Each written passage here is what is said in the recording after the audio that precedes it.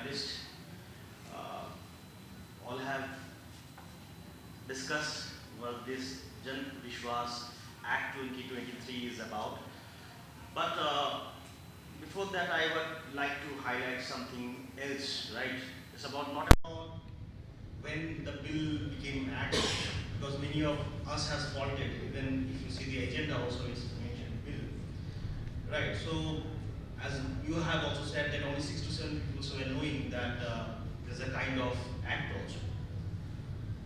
Now most importantly, right now, if you are to debate whether it's the right time to debate on it or not, that's a debatable question. Right?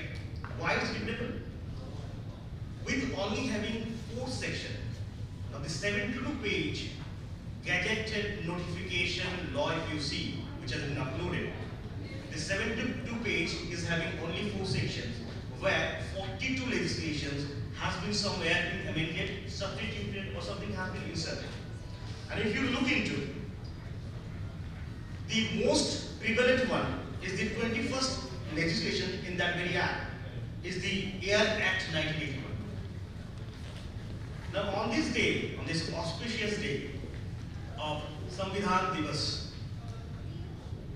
where we all are choking, rather we are smoking, right?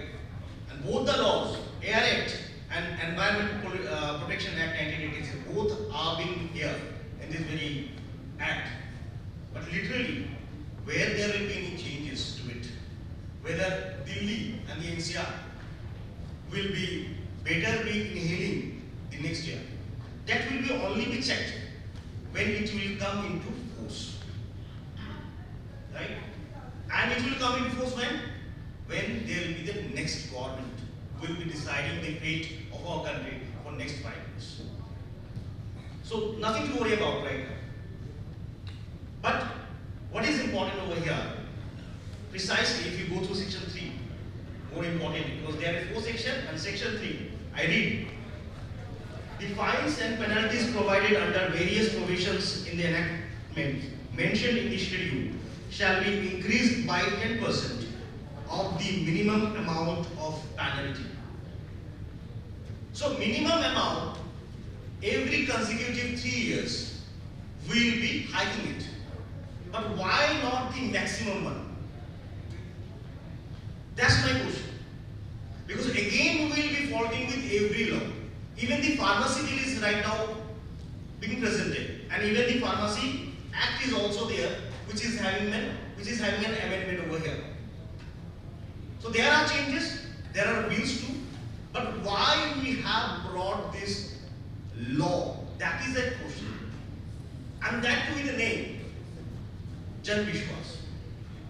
So whether there was a D Vishwas somewhere in the people, or it was with the agenda of this very law that it is about easing the livelihood and doing business, or also catering to that the judiciary and the legal procedures will be lessened down.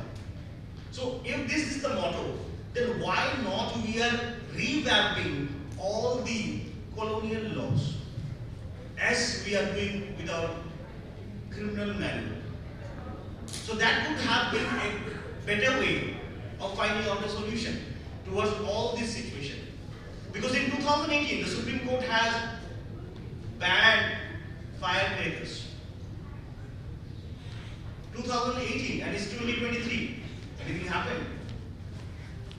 Right? Nothing is happening. Even when the Aussies won in Ahmedabad, they have banned firecrackers. The Supreme Court has a ban.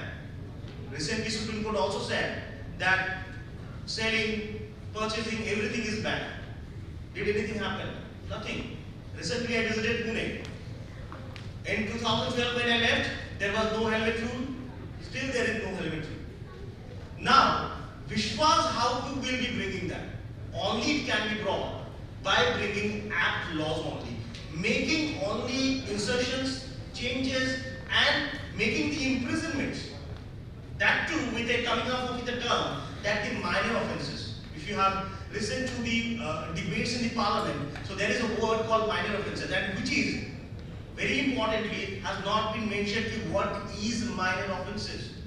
Because there are various challenges because the most important acts over here, I have just highlighted 5 of the acts: Pharmacy Act, Drugs and Cosmetics Act 1940, AR Act 1981, then Food Safety and Standards Act 2006. These are very crucial acts that can challenge us in different manner. We need to learn from the developed nations how they are tackling with the Food Safety and Standards Act. All of us have momos outside, right? Mostly. Delhi is a momo seeking state. But whether momo is good for our health and how these momos are being prepared, right? Whether the government of Delhi or even the central government is looking at the momos that are going inside us, whether how much safety standards we are having. So these are some of the challenges, and even if you come to the 42nd listed in the schedule, that is the Aadhaar Act, that point of time also, if you see the enrolling agencies were somewhat being imprisoned for a year, and they have put up a change that utility will extend to 1 lakh. So where we are going, whether it's creating Vishwas or rather is about the ease of doing everything, get out of everything, right? So that is something which we need to look when it comes into force. That's all. Thank you. Thank you very much. All the panelists have explained the legislation in very good way. And let me moderate a little bit Dr. Nayak and Dr. Das. The central idea behind their thought about the legislation was Jan Vishwas. And very rightly they have said, any legislation should take the Vishwas of the people, faith of the people.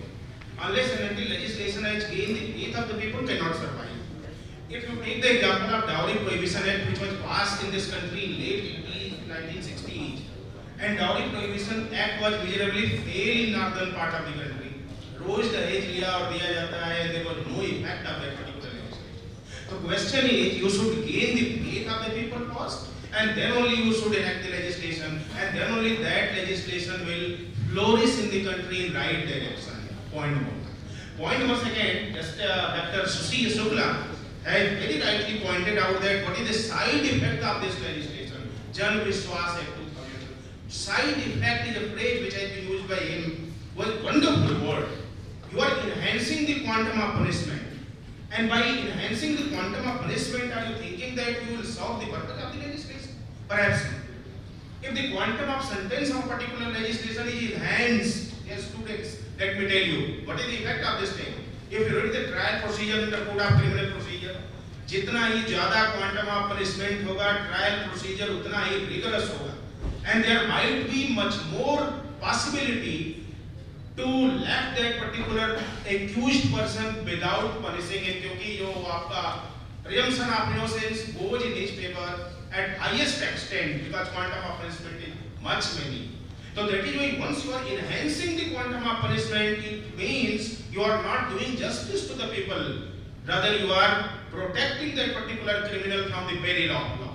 So in this way, there are a lot of criticism of this legislation. Dr. Das has very rightly pointed out that the 70 or 80 pages have been expanded by the government for this legislation, and there are only 4 sections. Such a wonderful legislation we have. Only within 4 sections we have 80 or 90 pages.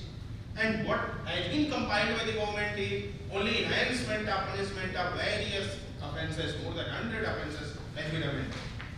This is a wonderful legislation which we have seen. Thank you all the panelists for such a wonderful discussion. Thank you all. Thank to all the audience. Thank you. Now the session is open for question and answer. If you have any doubt, you can raise the questions also. Panelists are very eager to answer your queries.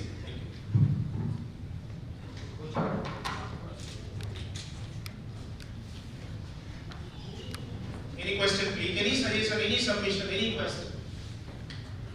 Please come forward. Anyone else? Slowly getting warmed up. I believe it's quite cold, so you are slowly getting warmed up to the session. By noon, I believe you should be in a position to raise questions, because see, the panelists over here are here to poke you. We are not here to give you an easy time. We would not be giving you all the sections के इसमें क्या बताया गया था. उसके लिए classes हैं. You have your law classes where the teachers are doing a wonderful job, I believe, because they're from the same fraternity. So I'll not be saying bad things about my own brothers and sisters. So the point is, you should have questions. You should have queries. You should have your own thought. You might not agree with what the panelists might say, but the point is that has to come out. So please feel free to ask any questions, not only to this panel. I'm also making life difficult for the other panelists or the other panel members. But I believe this is the need of the hour. We need to ask questions. That is how a democracy flourishes.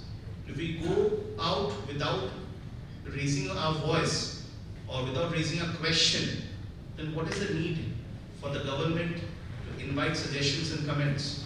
We'll never do that. So, yeah.